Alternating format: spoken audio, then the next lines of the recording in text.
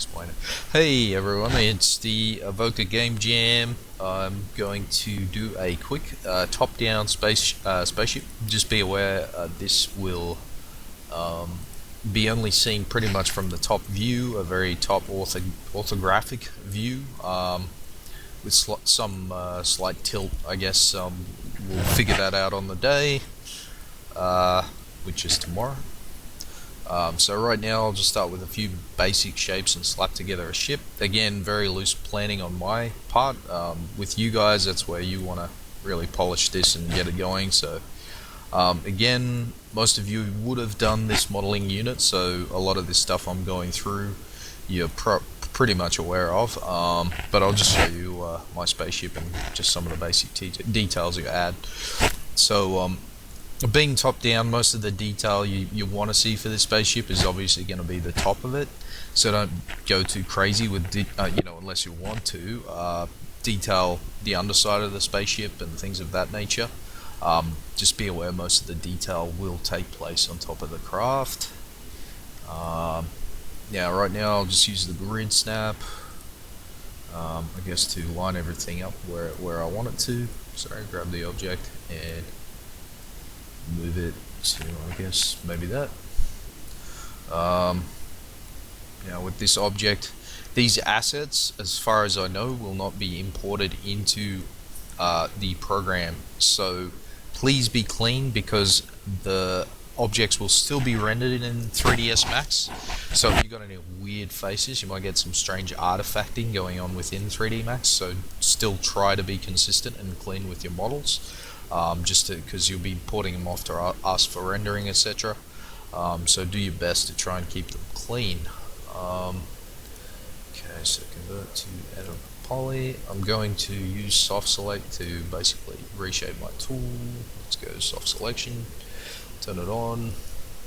I guess I'll increase the fall off, and I'll get some sort of bendy, nice fuselage, very cool sleek shape for the beginning of my spaceship. Turn off my snapping, and I'll push that back, probably scale it down a bit. Going for a sort of a fusion of a World War II fighter plane and I guess a spaceship, to be very loose. With the description, again, if you go on the web, and we'll provide a Pinterest link with some examples of top-down shooters and things of that nature.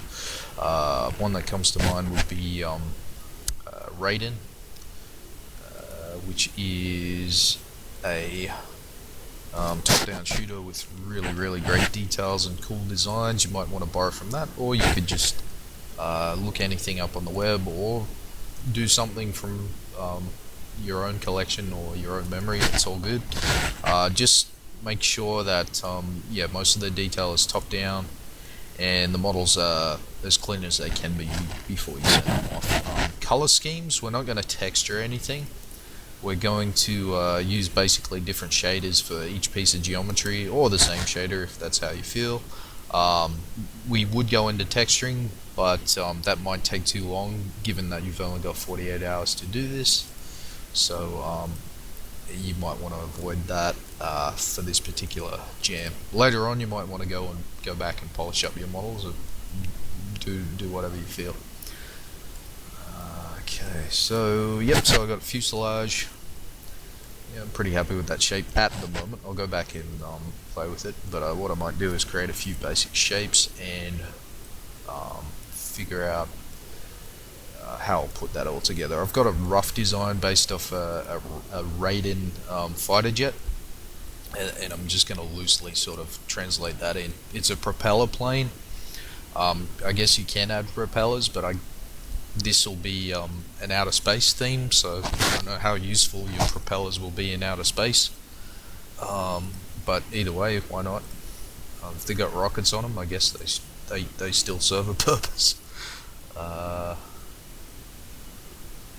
And yeah, a few more intersections there. I guess, yeah, that looks pretty good for now. Then I can go and take that basic form, turn it into editable poly. I'm going to use my move tool, zero out on the y-axis to line it up to world center.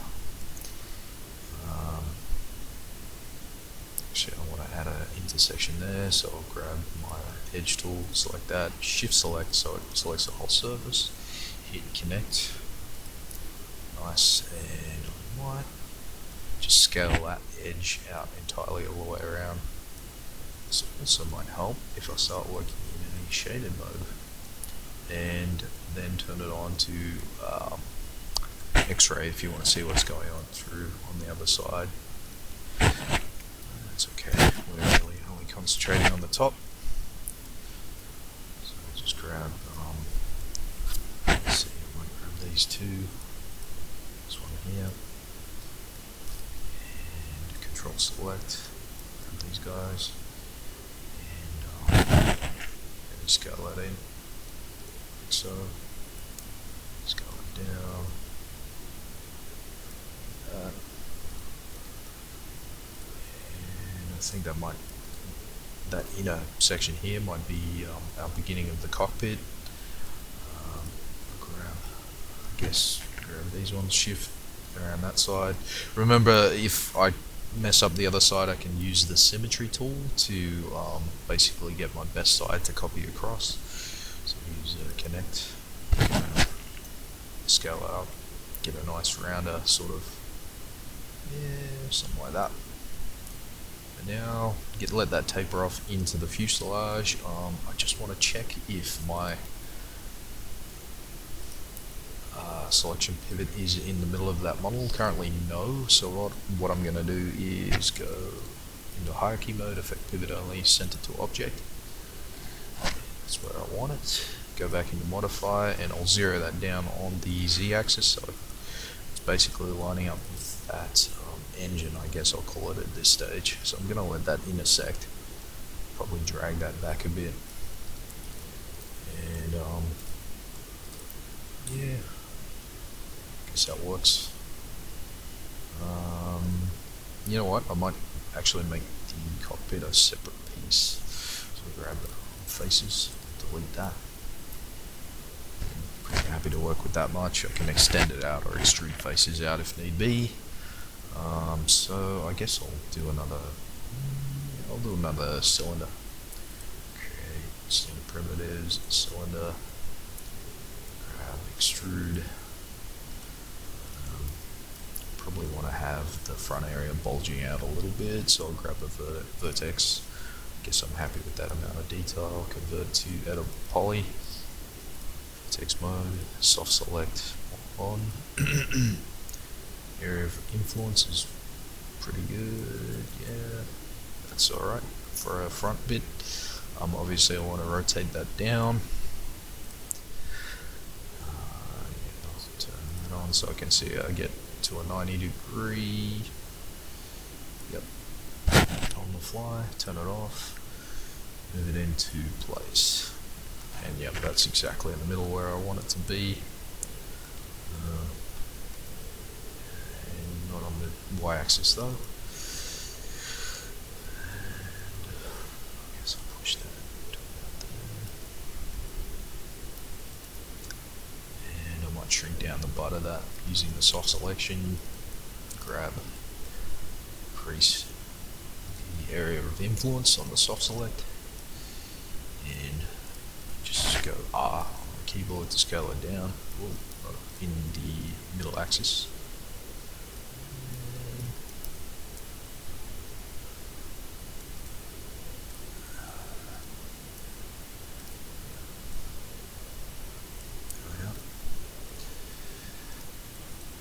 Cool, kind of cool design going in there. Might actually stretch that out a bit. Again, I'm not really working from any particular design, so that's my defense. There we go. Move that in, scaled out. Yeah, nice little exhaust rocket out the back. That's cool.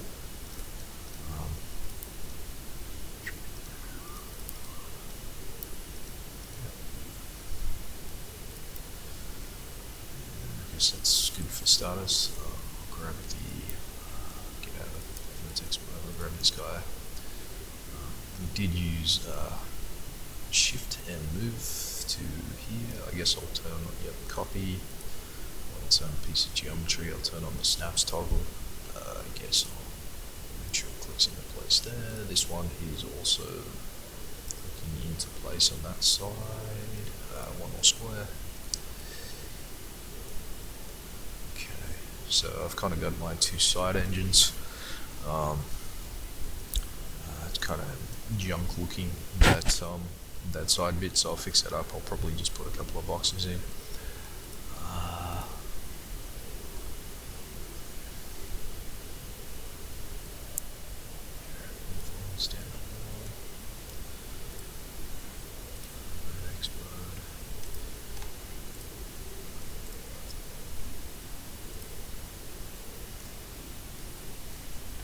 I'll push that out.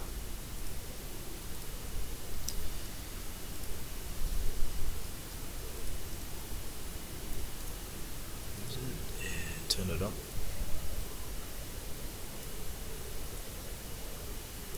Cool.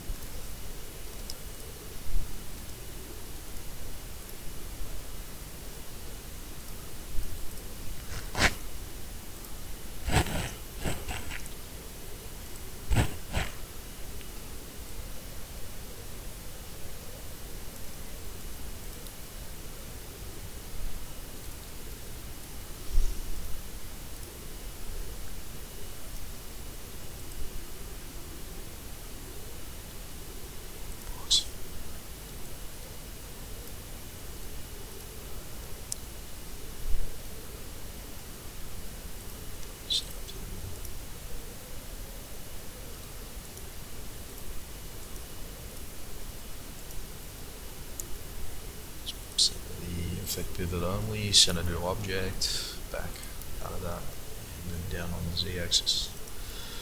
I guess scale it in, keep it nice and mechanical. I guess I can probably, let's go, so like this guy, go Alt X so we can see through, and probably scale up some vertices on that guy. It's working within the object, but it's serving a purpose, even though it's intersecting. It's still pretty functional. So, modify, convert to editable poly.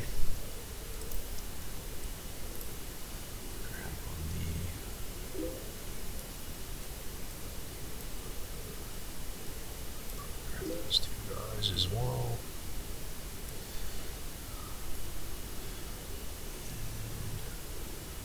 Cool. Top down, I guess that works. And what I might do, go out of vertex mode, I'll shift, duplicate this, copy, and go R.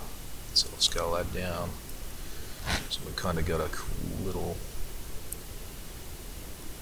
design going down through the object. I'm probably going to bring that tail section back in.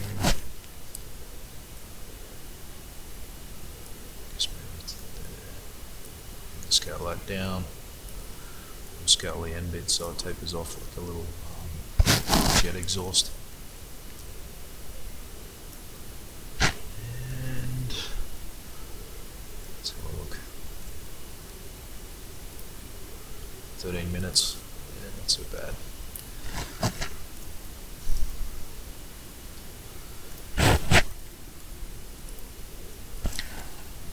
Zoom out.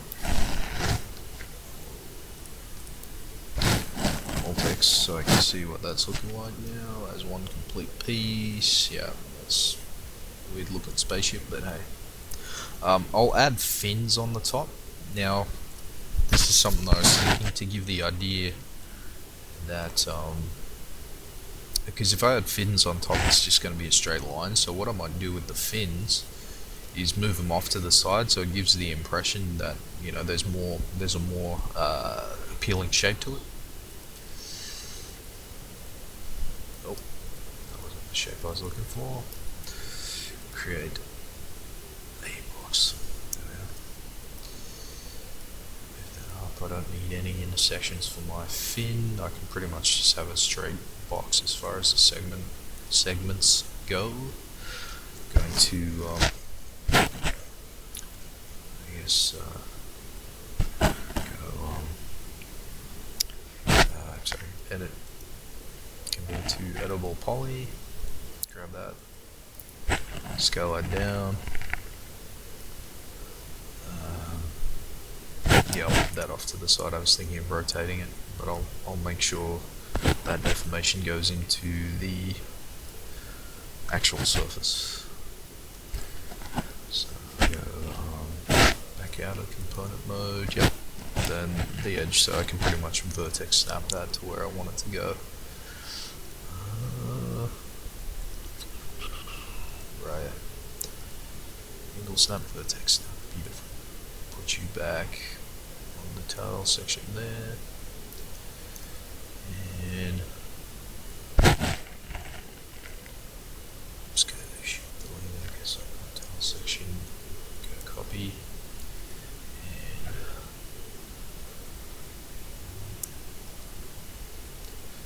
oh, that's a little tricky. I can either wing that or move it the other way, scale it. Grab my scale tool. And move.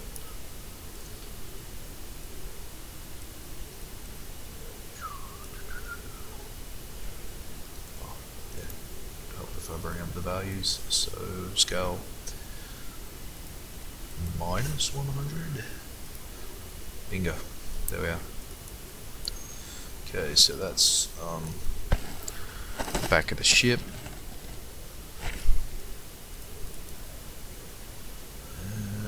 It's kind of, yeah, it's a spaceship. I guess needs a window or something for a cockpit.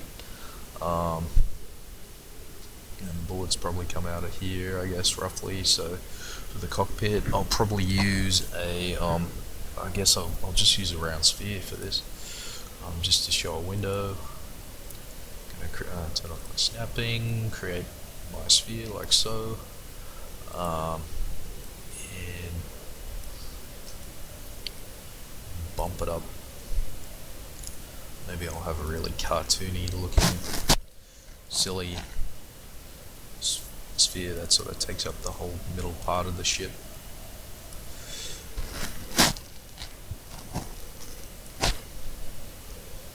So flatten it a little on that axis. Looks a bit too silly. Put that in, probably squash it down on that axis, beef it up so it looks like it belongs there. Push it forward, I guess. And yeah, so I'm sort of getting there. I guess I could probably maybe use a modifier, and maybe I could taper the ends in a little bit. Possibly have these areas taper off a little more. But essentially, yeah, that's a really rough spaceship. Again, I guess if I just give that a basic render from Alt W for the top. So if I look at that, Alt W, bring it up, and I guess this is an orthographic view top, and hit render. It's giving me a rough idea of what it's going to look like. Now I think Brett might be setting up lights or something to make it look like it's coming from a certain angle. Even the default max lighting is really good. Yeah, as far as color schemes go, you may, because we're not texturing, you may decide you want to, helps when you don't press the spacebar and lock up the screen. You may click on that, go to its color mode for the object, which, if I remember correctly, so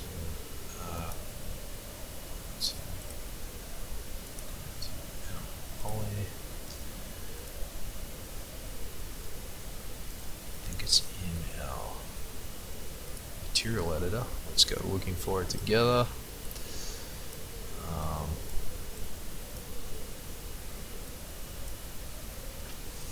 Just to change the material on the particular surface. Oh, there it is. It's right up here. So grab that. Now you can pick one of these colors, and yeah, you got many choices. You may want to use a website such as Cool Oz. This one here, start the generator, and that's a pretty cool default color. Except maybe I'm thinking that blue's a little saturated, so I might click on these, lock them, and then go. I think I need to extend this page to. Yeah, so click on. No, I don't want to do that. Hit my space bar on my keyboard, and I can sort of mix it up. It's kind of cool with it purple. Yeah, if it was a black color, it might lose into the background of, say, a space field. So try to pick bright colors for your spaceships. Yeah, I guess I'll go with my original. Why not? It's a little. That's not as saturated as that first navy blue and purple. Also, this gives you the codes, the color codes. Whether these directly translate into max, I'm about to find out. Let's have a look. So, hey, yeah. So I'm going to, so yeah, start breaking stuff. Yeah, I'm going to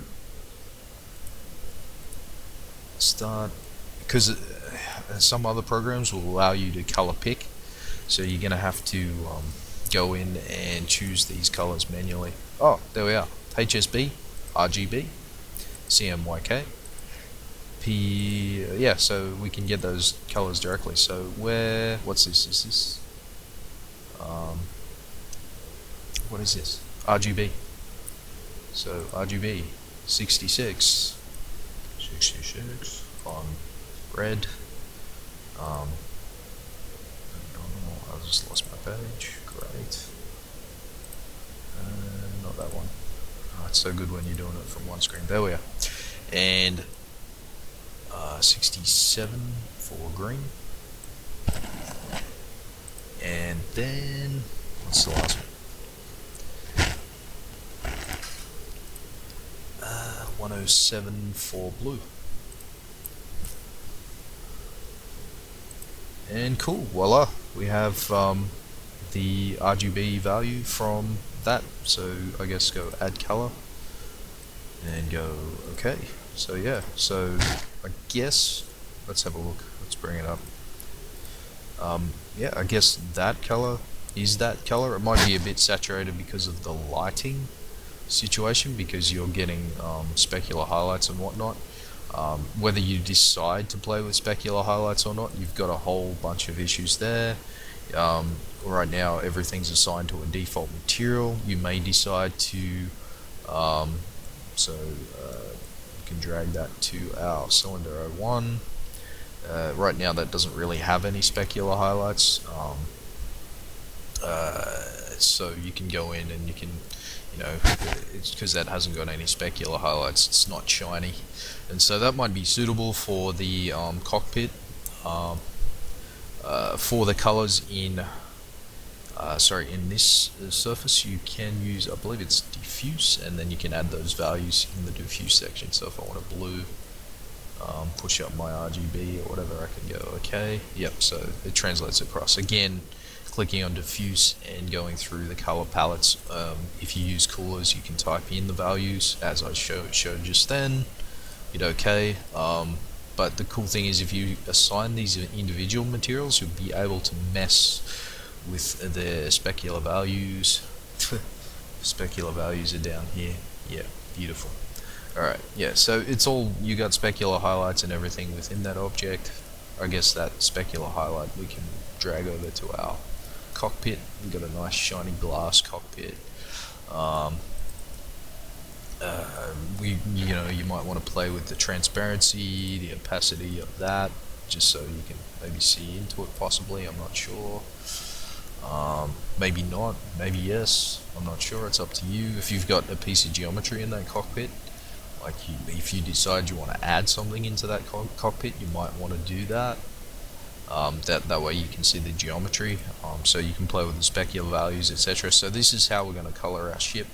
So you can use the material editor. You can use, or you can also use the flagging, the default flagging up here, and change the color. Again, the material editor will give you way more controls, and that, by that I mean transparency, diffuseness, glossiness, specular highlights, um, uh, softening. Again, it's go and play with it. Most of the controls are there, pretty much in these four parts here. And yeah, have fun with it, and be good to see what you can do. It's gonna be, yours is gonna be way more detailed than this, and you're gonna have something really cool to show everyone else. You know, it could be a awesome design. You got 48 hours, and do your best. Cool. All right. Bye.